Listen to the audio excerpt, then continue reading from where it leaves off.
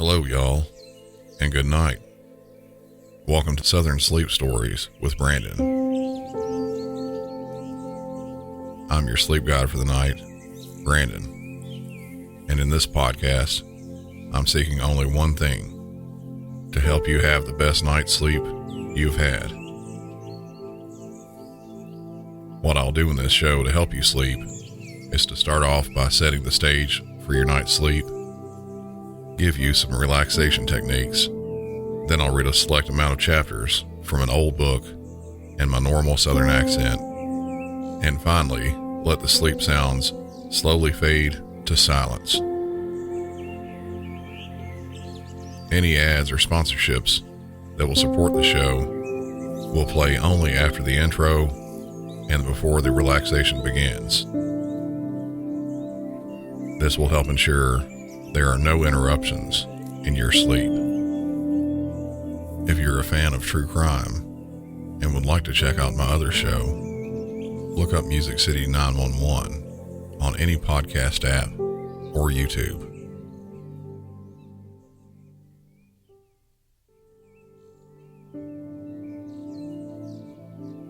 Let's make sure you're all set up for a great night's sleep. If you're listening on YouTube or a podcast app, turn off the setting for autoplay so you won't be woke by other sounds once the episode is over. Set the temperature in your house to the most comfortable for you. If you like sleeping with a fan on, turn it to your most desirable setting. Turn all your lights out. Turn your TV off. Make sure your room and surroundings are as silent as you can make them. Now crawl into bed. Make sure you're using your covers and pillow in the most comfy way possible. Now to start, rid yourself of all your thoughts from the day.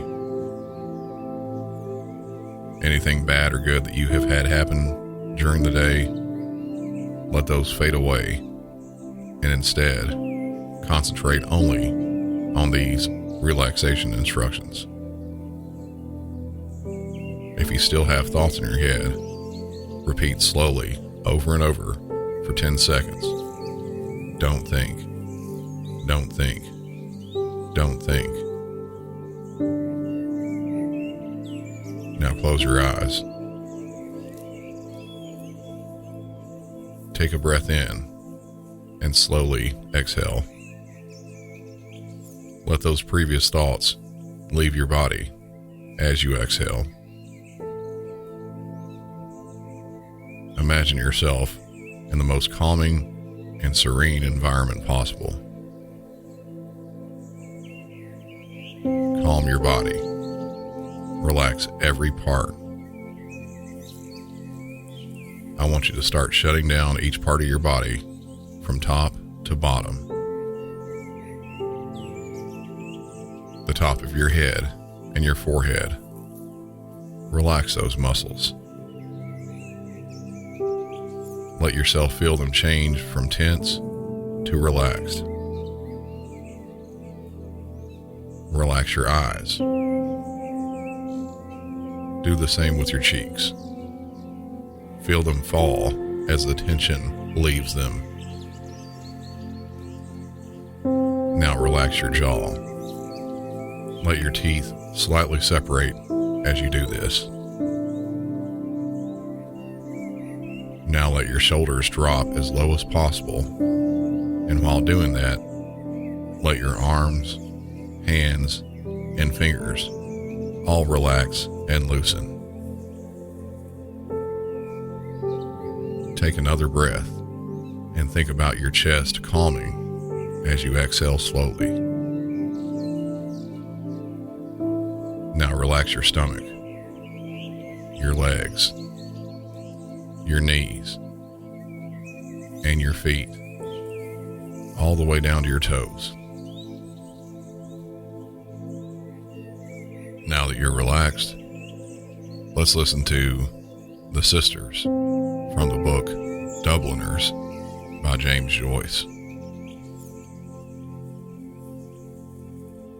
There was no hope for him this time. It was the third stroke. Night after night, I had passed the house. It was vacation time, and studied the lighted square of window. And night after night, I had found it lighted in the same way, faintly and evenly. If he was dead, I thought, I would see the reflection of candles on the darkened blind, for I knew that 2 candles must be set at the head of a corpse. He had often said to me, I am not long for this world, and I had thought his words idle. Now I know they were true. Every night, as I gazed up at the window, I said softly to myself the word paralysis. It had always sounded strangely in my ears, like the word gnomon in the Euclid and the word semine in the Catechism. But now it sounded to me like the name of some maleficent and sinful being. It filled me with fear, and yet I longed to be nearer to it and to look upon its deadly work. Old Cotter was sitting at the fire, smoking, when I came downstairs to supper, while my aunt was ladling out my stirabout. He said, as if returning to some former remark of his, "No, I wouldn't say he was exactly, but there was something queer. There was something uncanny about him. I'll tell you my opinion." He began to puff at his pipe, no doubt arranging his opinion in his mind. Tiresome old fool. When we knew him first, he used to be rather interesting, talking of faints and worms, but I soon grew tired of him and his endless stories about the distillery. "I have my own theory about it," he said. "I think it was one of those peculiar cases, but it's hard to say." He began to puff again at his pipe without giving us his theory. My uncle saw me staring and said to me, "Well, so your old friend is gone. You'll be sorry to hear." "Who?" said I. "Father Flynn." "Is he dead?" "Mr. Cotter here just told us. He was passing by the house." I knew that I was under observation, so I continued eating as if the news had not interested me. My uncle explained to old Cotter. The youngster and he were great friends. The old chap taught him a great deal, mind you, and they say he had a great wish for him. "God have mercy on his soul," said my aunt piously. Old Cotter looked at me for a while. I felt that his little beady black eyes were examining me, but I would not satisfy him by looking up from my plate. He returned to his pipe and finally spat rudely into the grate. "I wouldn't like children of mine," he said, "to have too much to say to a man like that." "How do you mean, Mr. Cotter?" asked my aunt. "What I mean is," said old Cotter, "it's bad for children.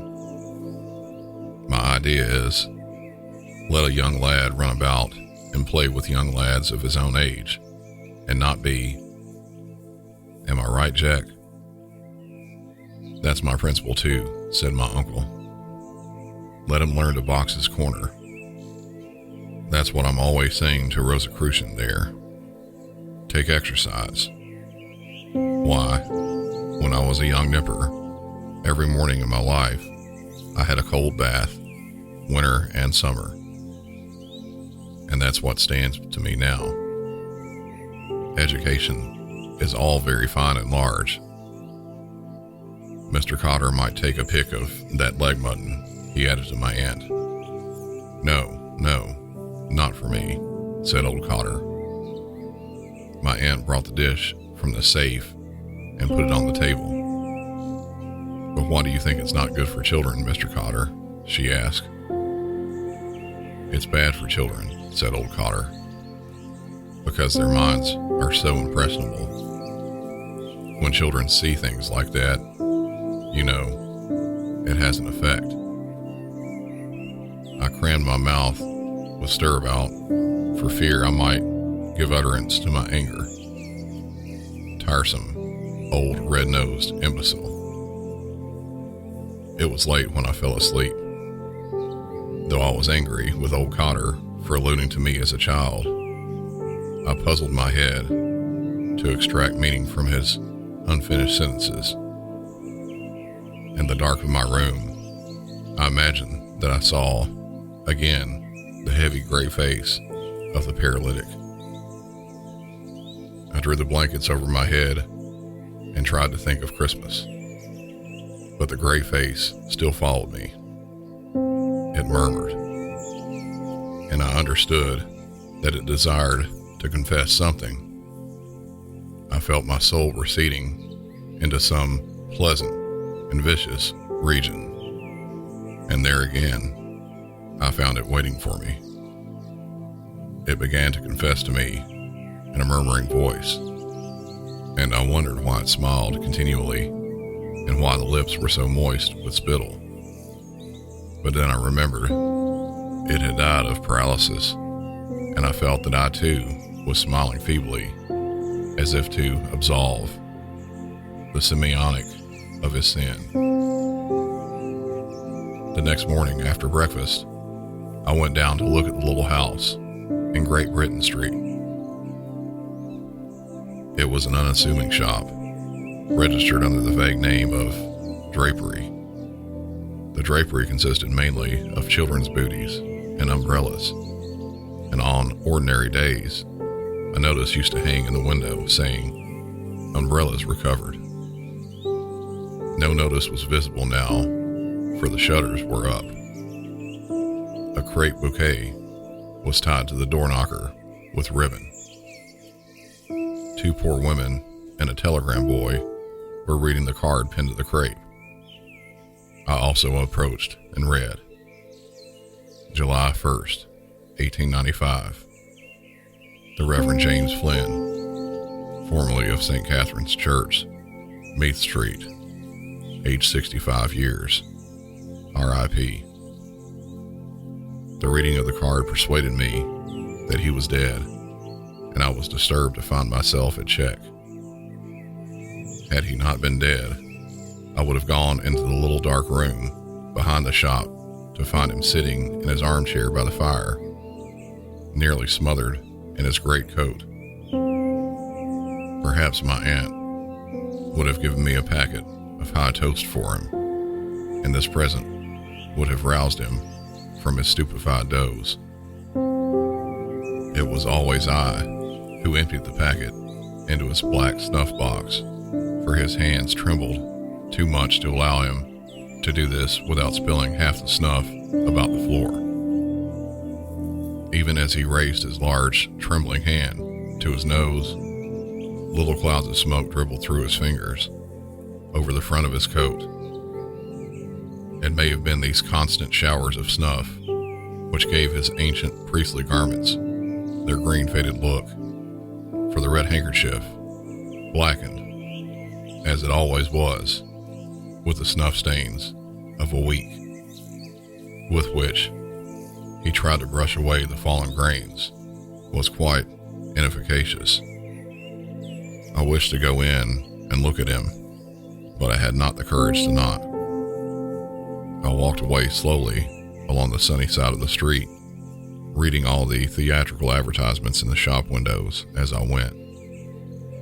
I found it strange that neither I nor the day seemed in a morning mood, as I felt even annoyed at discovering in myself a sensation of freedom as if I had been freed from something by his death.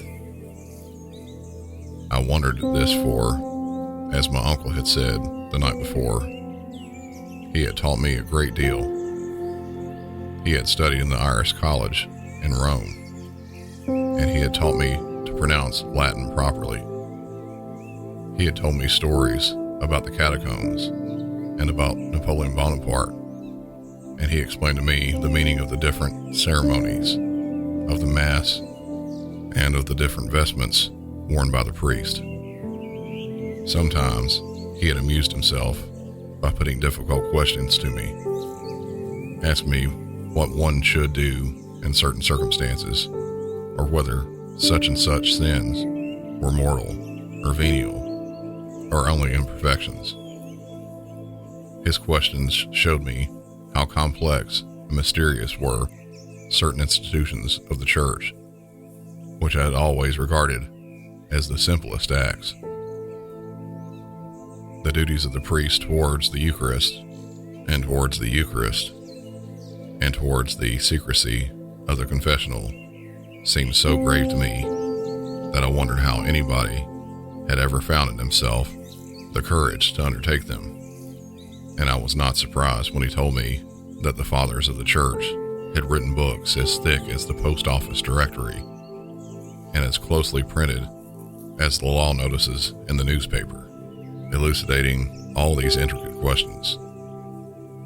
Often, when I thought of this, I could make no answer, or only a very foolish and halting one, upon which he used to smile, and he'd nod his head twice or thrice.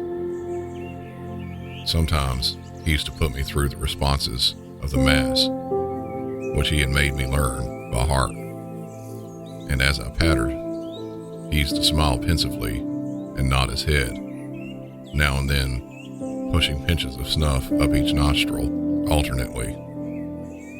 When he smiled, he used to uncover his big discolored teeth and let his tongue lie upon his lower lip, a habit which made me feel uneasy in the beginning of our acquaintance before I knew him well.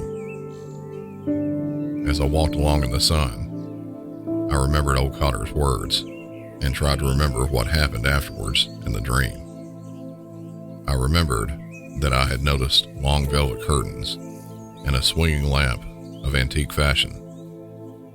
I felt that I had been very far away, in some land where the customs were strange.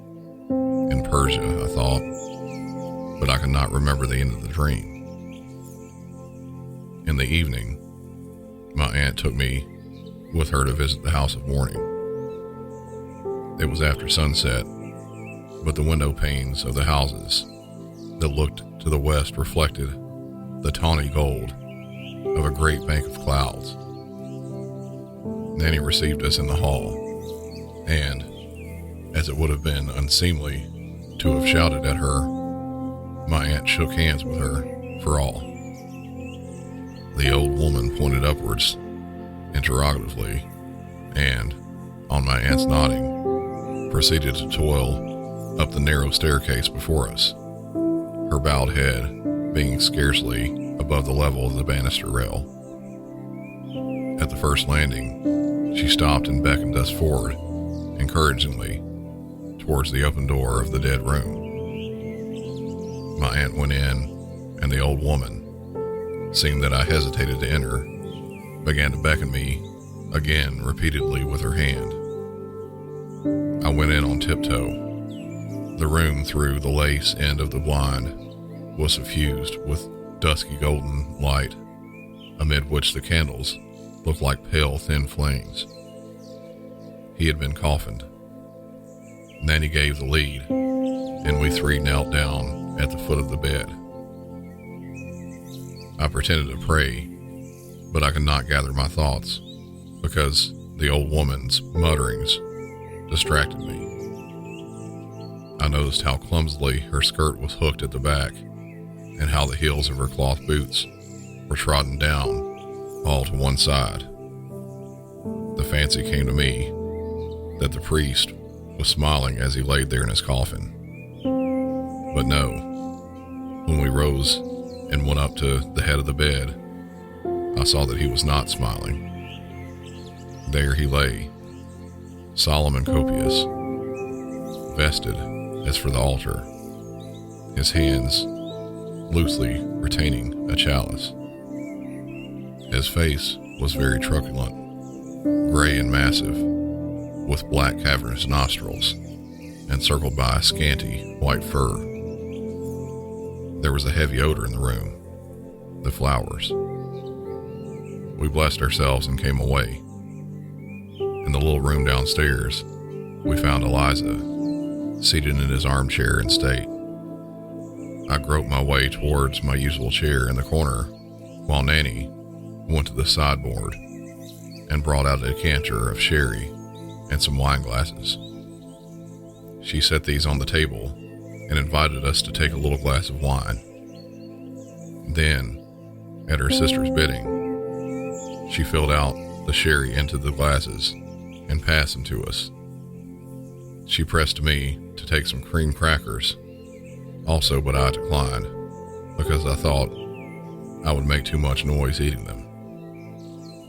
She seemed to be somewhat disappointed at my refusal and went over quietly to the sofa where she sat down behind her sister. No one spoke. We all gazed at the empty fireplace. My aunt waited until Eliza sighed and then said, well, he's gone to a better world." Eliza sighed again and bowed her head in assent. My aunt fingered the stem of her wine glass before taking a sip. "Did he peacefully?" she asked. "Oh, quite peacefully, ma'am," said Eliza. "You couldn't tell when the breath went out of him. He had a beautiful death, God be praised." "And everything?" "Father O'Rourke was in with him a Tuesday and anointed him and prepared him and all." "He knew then?" "He was quite resigned." "He looks quite resigned," said my aunt. "That's what the woman we had in to wash him said. She said he just looked as if he was asleep. He looked that peaceful and resigned. No one would think he'd make such a beautiful corpse." "Yes, indeed," said my aunt. She sipped a little more from her wine glass and said, "Well, Miss Flynn, at any rate, it must be a great comfort to you to know that you did all you could for him. You were both very kind to him, I must say." Eliza smoothed her dress over her knees. "Ah, poor James," she said. "God knows we done all we could. As poor as we were, we wouldn't see him want anything while he was in it." Nanny had leaned her head against the sofa pillow and seemed about to fall asleep. "There's poor Nanny," said Eliza, looking at her. "She's wore out. All the work we had, she and me, getting in the woman to wash him, and then laying him out, and then the coffin, and then arranging about the mass in the chapel. Only for Father O'Rourke, I don't know what we'd have done at all.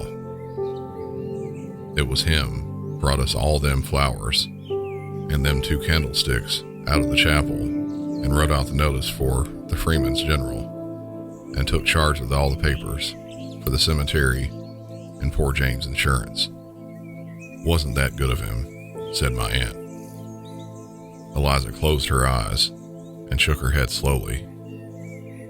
"Ah, there's no friends like the old friends," she said. "When all is said and done, no friends that a body can trust." "Indeed, that's true," said my aunt. "And I'm sure now that he's gone to his eternal reward, he won't forget you and all your kindness to him." "Ah, poor James," said Eliza. "He was no great trouble to us. You wouldn't hear him in the house any more than now. Still, I know he's gone, and all to that." "It's when it's all over that you'll miss him," said my aunt. "I know that," said Eliza. I won't be bringing him his cup of beef tea anymore, nor you, ma'am, sending him his snuff. Ah, poor James. She stopped, as if she were communing with the past, and then said shrewdly, mind you, I noticed there was something queer coming over him latterly. Whenever I'd bring a soup to him there, I'd find him with his breviary fallen to the floor, lying back in the chair and his mouth open. She laid a finger against her nose and frowned. Then she continued. But still, and all he kept on saying, that before the summer was over, he'd go out for a drive one fine day just to see the old house again where we were all born down in Irishtown, and take me and Nanny with him. If we could only get one of them newfangled carriages that makes no noise that Father O'Rourke told him about, them with the rheumatic wheels, for the day cheap, he said, at Johnny Rush's over the way there, and drive out the three of us together on a Sunday evening. He had his mind set on that, poor James. The Lord have mercy on his soul, said my aunt. Eliza took out her handkerchief and wiped her eyes with it. Then she put it back again in her pocket and gazed into the empty grate for some time without speaking. He was too scrupulous, always. The duties of the priesthood was too much for him, and then his life was, you might say, crossed. Yes, said my aunt. He was a disappointed man. You could see that. A silence took possession of the little room, and under cover of it, I approached the table and tasted my sherry, and then returned quietly to my chair in the corner. Eliza seemed to have fallen in a deep reverie. We waited respectfully for her to break the silence, and after a long pause, she said slowly, "It was that chalice he broke. That was the beginning of it.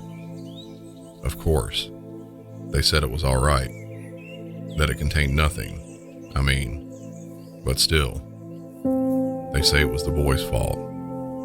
But poor James was so nervous. God be merciful to him." "And was that it?" said my aunt. "I heard something." Elijah nodded. "That affected his mind," she said. "After that, he began to mope by himself, talking to no one, and wandering about by himself. So one night, he was wanted for to go on a call, and they couldn't find him anywhere. They looked high and low down, and they couldn't see a sight of him anywhere. So then the clerk suggested to try the chapel. So then they got the keys and opened the chapel, and the clerk and Father O'Rourke and another priest that was there brought in a light for to look for him. And what do you think? But there he was, sitting up by himself in the dark in his confession box, wide awake and laughing, like softly to himself." She stopped suddenly, as if to listen. I too listened, but there was no sound in the house. I knew that the old priest was lying still in his coffin, as we had seen him, solemn and truculent in death, an idle chalice on his breast. Eliza resumed, wide awake and laughing like to himself. So then, of course, when they saw that, they made them think that there was something gone wrong with him.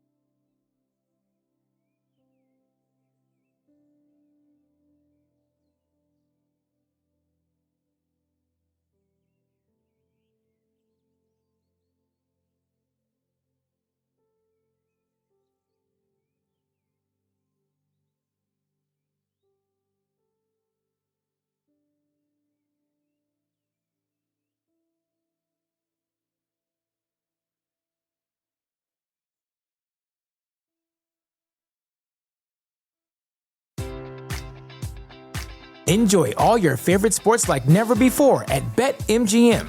Sign up using code Hawkeye and receive up to $1,500 back in bonus bets if you don't win your first bet. When you register with BetMGM, you'll get instant access to a variety of parlay selection features, live betting options, player props, and the best daily promotions in the business. And with BetMGM at your fingertips, every play and every game matters more than ever. Place your money line, prop, and parlay bets with the king of sportsbooks today.